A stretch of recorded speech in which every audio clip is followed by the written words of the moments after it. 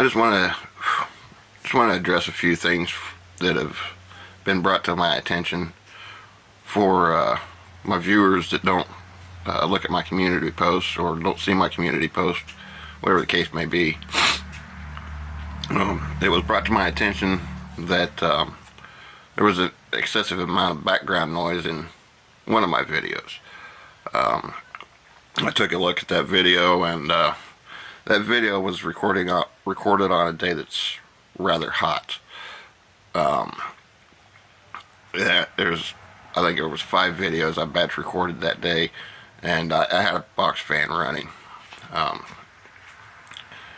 Normally, you hear a little bit of background noise.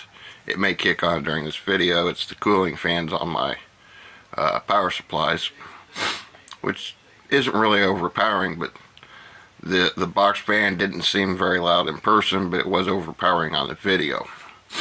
The problem I'm having with addressing that issue, aside from now I try to record at times that I don't need it, is that currently, even this video, I'm recording on my phone, and the editing software that I'm using has some very useful features blocked behind a paywall. I do have a studio system set up on my laptop where I use OSB and DaVinci Resolve and a high quality microphone, but my laptop's not powering up, so I can't use it. So I'm doing the best I can to deal with background noise issues. Denoising just happens to be one of the features that's behind paywall in the editing software I'm using. Matter of fact, when I do my editing and boost the volume to make sure you guys can hear me, there'll be a watermark in the lower right corner that says Power Director. That's the editing software I'm using. So just bear with me. Once I can get my laptop up and running and I have a place to set up an actual studio situation, things will drastically improve. You'll know it immediately. Aside from the fact that my videos won't have the watermark on them anymore, just the quality will improve greatly. I can use multiple cameras with stands and professional lighting, and like I said, good editing software, good recording software, good recording equipment. So if you just bear with me, here comes that cooling fan on the power supply right now. That will eventually get resolved. Another part of the issue is I'm living in a very small apartment with way more people than we should have in this apartment. It's what was available at the time. We're trying to work that out, get us into a QTH more fitting for us. We're having an issue finding something large enough. It's been a few times we thought we found something and things fell through and didn't pan out. And the video that's scheduled to post today that's actually related is it's one of my product reviews, and you'll see I put a watermark up in the upper right corner about this. Okay, now this stems from my drilling injury. Those of you that don't know, I was building an antenna and drilling a hole in a piece of pipe, and I wasn't actually trying to drill the hole through. I was trying to drill some internal walls out of a fitting, and the drill punched through, and I wasn't paying attention to what I was doing and got bit. That's resulted in some nerve damage, and this finger here, nothing wrong with it. It functions normally, but as we all know, you try to non-manually articulate your pinky, your ring finger goes with it. Now the ring finger is the issue. It does function and allows me to function my pinky finger, but therein lies the problem. I've got nerve damage right here. As a matter of fact, when I touch my hand, right here. I can feel that all the way out here. So what's happening is those nerves are staying irritated, so the area is staying swollen, the finger is staying swollen. Occasionally this one will swell too, but for the most part the area of the injury and that finger stay swollen. So what happens is, on those occasions when the swelling goes down, subconsciously I start using this finger, which re-irritates, re-inflames, and causes a problem all over again. And I mean, this finger swells to the point that it itches, it hurts, it aches, and literally feels like it's as big as my thumb. So I've done this in an effort to reduce how much I use that finger. It seems that using this base knuckle here doesn't have much effect on it. So what I've done is I've immobilized the problem and the finger that causes causes me to inflame.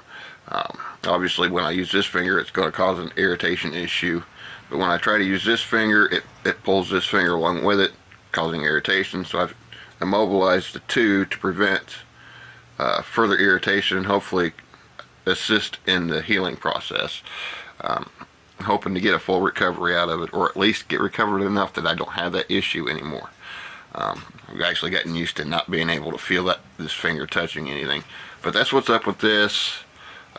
Just wanted to explain that a little bit better than what I did in the video that's scheduled to come out today.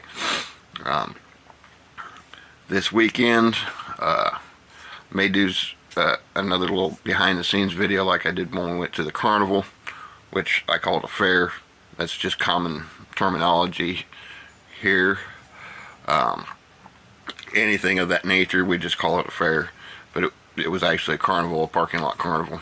But I may do something similar to that this weekend, a little behind the scenes activity. I may even take some radio equipment with me. We've got one of the bigger car shows in town this weekend. Excuse me, down in the park just a couple blocks away from me. So I may take some radio equipment, but may just do an off-topic video, behind-the-scenes video of us, enjoying the day and spending some time together. Show you a few of the more attention-grabbing vehicles that are down there. I'm not sure how that's going to work out.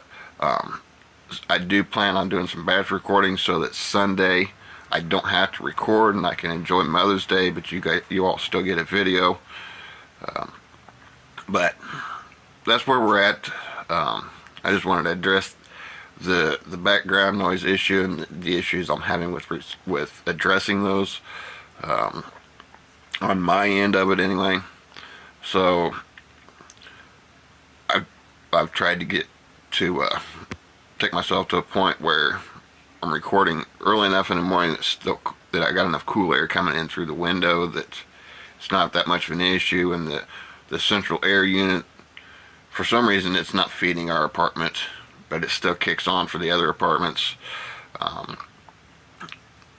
So if it's cooler during the day or cooler in the morning, that's not kicking on as much, which is only about a foot away from my window where I'm sitting right now.